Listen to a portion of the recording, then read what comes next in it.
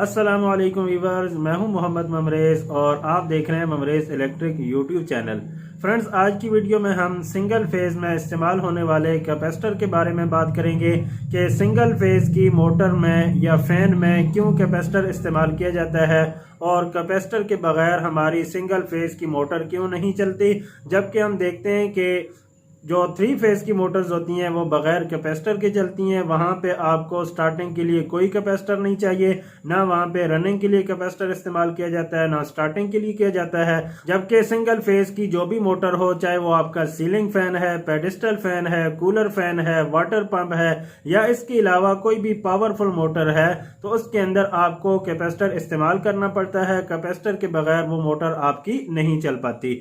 तो आज की वीडियो में हम उसकी बेसिक रीजन को डिस्कस करेंगे। लेकिन वीडियो की तरफ बढ़ने से पहले अगर आपने अभी तक हमारे यूट्यूब चैनल को सब्सक्राइब नहीं किया तो यार अब तो कर लो, और साथ ही बने बेल के आइकॉन को प्रेस कर दें ताकि जब भी नई वीडियो अपलोड की जाए तो नोटिफिकेशन आप तक टाइमली पहुंच सके। तो आइए बढ़ते हैं आज की इंटरेस्टिंग वीडियो की तरफ। तो फ्रेंड, जैसा कि आप देख सकते हैं कि यहाँ पे हमने मुख्तलिफ वैल्यू के कैपेसिटर रखे हुए हैं और ये मुख्तलिफ किस्म की मोटर के अंदर इस्तेमाल होते हैं। जो भी सिंगल फेज की मोटर होती है उसके अंदर कैपेसिटर को लगाना ज़रूरी होता है। कैपेसिटर के बगैर सिंगल फेज वाली मोटर आपकी कभी भी स्टार्ट नहीं होती। उसकी स्टार्टिंग के लिए आपको उसमें कोई ना कोई कैपेसिटर ऐड करना पड़ता है। तो दोस्तों, आज का हमारा टॉपिक ये है कि कैपेसिटर लगाना क्यों ज़रूरी है, क्यों हमारी सिंगल फेज की मोटर बगैर कैपेसिटर के नहीं चलती। तो फ्रेंड, इस टॉपिक को समझने के लिए हमें थोड़ा सा डिटेल के अंदर जाना पड़ेगा। तो मैं कोशिश करूंगा कि उस सारी डिटेल को सादा और सिंपल तरीके से आपको समझाने की कोशिश करूं। तो सबसे पहले हम बात कर लेते हैं करंट के बारे में। तो करंट हमारे पास दो तरह का होता है, एक को हम कहते हैं जी एसी और दूसरे को हम कहते हैं डीसी। एसी का मतलब होता है अल्टरनेटिंग करंट और डीसी का मतलब होता है डायरेक्ट करंट। अगर सिंपल वे से डेफिनेशन की जाए तो डायरेक्ट करंट ऐसे करंट को कहा जाता है जो अपनी डायरेक्शन चेंज नहीं करता बल्कि एक ही डायरेक्शन के अंदर चलता है। जबकि अल्टरनेटिंग करंट ऐसे करंट को कहा जाता है जो बार बार अपनी डायरेक्शन चेंज करता है, एक डायरेक्शन के अंदर नहीं चलता। तो ऐसे करंट को हम अल्टरनेटिंग करंट कहते हैं। तो जब किसी भी सिंगल फेज मोटर को करंट दिया जाता है तो वो करंट हमारा अल्टरनेटिंग करंट होता है, यानी जो बार बार अपनी डायरेक्शन चेंज कर रहा होता है। जब किसी भी सिंगल फेज मोटर को अल्टरनेटिंग करंट दिया जाएगा तो एज ए रिजल्ट जो वहां पे मैग्नेटिक फील्ड जनरेट होगी वो अल्टरनेटिंग मैग्नेटिक फील्ड होगी। अल्टरनेटिंग मैग्नेटिक फील्ड से जो टार्क जनरेट होगा वो अल्टरनेटिंग टार्क जनरेट होगा, ना कि रोटेटिंग टार्क। जबकि रोटर की रिवॉल्विंग के लिए आपको रोटेटिंग टार्क की जरूरत पड़ती है। तो अगर सिंपल वे से बात की जाए तो फॉर एग्जांपल ये हमारे पास एक मोटर है और इसके अंदर हमने वाइंडिंग की है। तो एक वाइंडिंग हम इसके अंदर जब डालेंगे फिर उस वाइंडिंग को हम सप्लाई देते हैं, वो हमारी सप्लाई अल्टरनेटिंग सप्लाई होती है। जब हमने इसको अल्टरनेटिंग सप्लाई दी है तो अब इस मोटर के अंदर मैग्नेटिक फील्ड पैदा होगी और जहां पे मैग्नेटिक फील्ड पैदा होती है तो वहां पे दो डायरेक्शन जनरेट होती हैं, एक नॉर्थ पोल और एक साउथ पोल। तो फॉर एग्जाम्पल यहाँ पे आप देखें, ये हमारा ब्लू कैपेसिटर है, इसको यहाँ पे हम एक साइड पे रखते हैं और इसको हम नॉर्थ पोल का नाम देते हैं। और दूसरा हमारे पास ऑरेंज कलर का कैपेसिटर है, इसको हम दूसरी तरफ रखते हैं और इसको हम साउथ पोल का नाम देते हैं।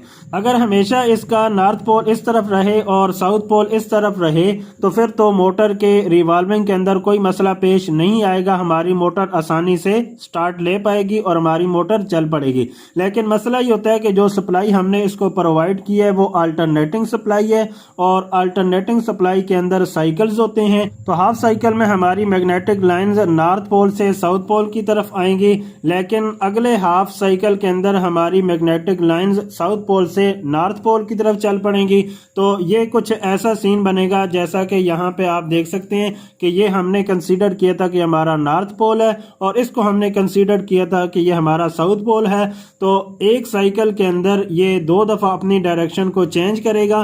तो ये कुछ ऐसे सीन बन जाएगा जैसे कि मैं आपको प्रैक्टिकली करके दिखाता हूँ।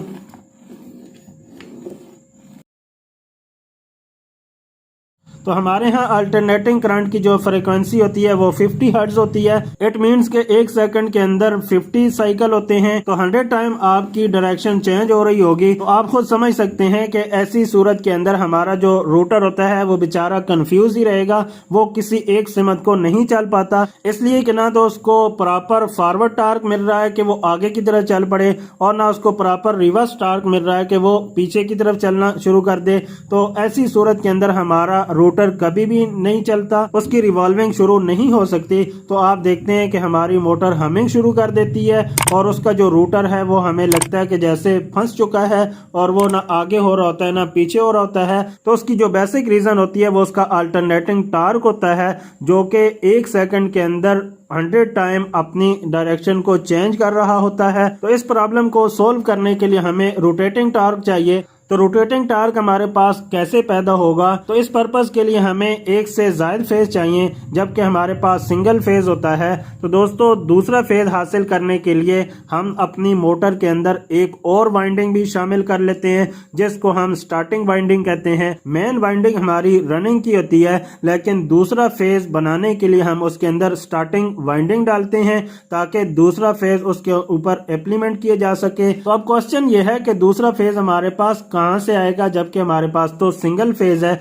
तो दूसरा फेज जनरेट करने के लिए हम दरम्यान में कैपेसिटर को इस्तेमाल करते हैं। तो अब आप पूरी गेम को समझ चुके होंगे कि बिहाइंड द सीन होता क्या है, कि जब हमारी मोटर को सिंगल फेज दिया जाता है और हमारी मोटर हमिंग शुरू कर देती है, स्टार्ट नहीं हो पाती, उसको किसी और फेज की भी ज़रूरत है।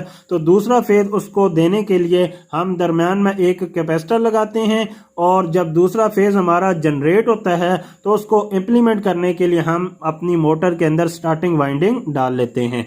जैसा कि यहाँ पे आप देख सकते हैं कि हमने फैन के अंदर 2 तरह की वाइंडिंग डाली हुई है, नीचे इसकी स्टार्टिंग वाइंडिंग है और ऊपर इसकी रनिंग वाइंडिंग है।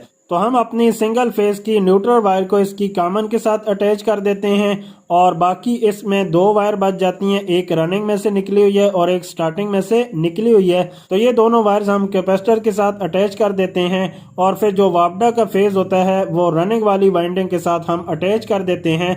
तो वो रनिंग वाली वाइंडिंग को वापडा का फेज डायरेक्ट मिल रहा होता है, और स्टार्टिंग वाइंडिंग को कैपेसिटर के थ्रू मिल रहा होता है, क्योंकि कैपेसिटर स्टार्टिंग वाइंडिंग के सीरीज में लगाया जाता है। तो ये कैपेसिटर दूसरा फेज बना के उस हमारी स्टार्टिंग वाइंडिंग को दे रहा होता है। तो अब हमारे पास इस मोटर के अंदर चलने वाले 2 फेज हो जाते हैं, एक रनिंग के अंदर चलने वाला फेज और एक स्टार्टिंग के अंदर चलने वाला फेज। तो अब हम बाकी की कहानी को समझ लेते हैं। तो जैसे ही हमारे मोटर को डबल फेज मिलते हैं, एक डायरेक्ट उसको फेज मिल रहा होता है और एक कैपेसिटर के थ्रू मिल रहा होता है, तो दोनों फेज के दरमियान डिफरेंस पैदा होता है, जो कि 90 डिग्री या नियर अबाउट 90 डिग्री का होता है। और जैसे ही 2 फेजेस के दरमियान 90 डिग्री या नियर अबाउट 90 डिग्री का डिफरेंस पैदा हो, तो वहां पे अल्टरनेटिंग मैग्नेटिक फील्ड जो होती है, तो वो ऑटोमेटिकली अल्टरनेटिंग मैग्नेटिक फील्ड से रोटेटिंग मैग्नेटिक फील्ड में कन्वर्ट हो जाती है। तो रिजल्टिंग टार्क जो हमारे पास बनता है वो रोटेटिंग टार्क बनता है। पहले अल्टरनेटिंग टार्क था, लेकिन डबल फेज होने की वजह से वो रोटेटिंग टार्क बन जाता है। तो रोटेटिंग टार्क जैसे ही बनता है तो हमारी मोटर रिवॉल्विंग पोजीशन के अंदर आ जाती है, हमारी मोटर स्टार्ट हो जाती है, चल पड़ती है, क्योंकि एक डायरेक्शन उसको मिल जाती है। तो इससे आपके तमाम कंसेप्ट क्लियर हो चुके होंगे कि हमारी सिंगल फेज की मोटर में कैपेसिटर क्यों जरूरी है, जबकि 3 फेज की मोटर में हम कैपेसिटर नहीं लगाते, क्योंकि 3 फेज मोटर के अंदर पहले से एक से ज्यादा फेज मौजूद होते हैं, वहां से फेज डिफरेंस पहले से मौजूद होता है। तो वहां पे जो टार्क पहले से जनरेट होता है वो रोटेटिंग टार्क होता है, अल्टरनेटिंग टार्क वहां पे नहीं होता। तो इसलिए वहां पे उसको रोटेटिंग में कन्वर्ट करने की जरूरत नहीं पड़ती, और इसी के साथ कैपेसिटर की जरूरत भी नहीं पड़ती। जबकि सिंगल फेज मोटर में आपको पता है कि अल्टरनेटिंग टार्क पैदा होता है, उसको तब्दील करने के लिए हम उसमें सेकंड वाइंडिंग डालते हैं, जो कि हमारी सेकेंडरी वाइंडिंग होती है या स्टार्टिंग वाइंडिंग होती है। तो हमारी secondary winding as a second phase इस्तेमाल होती है और कैपेसिटर के थ्रू हम सेकंड फेज उसको प्रोवाइड करते हैं,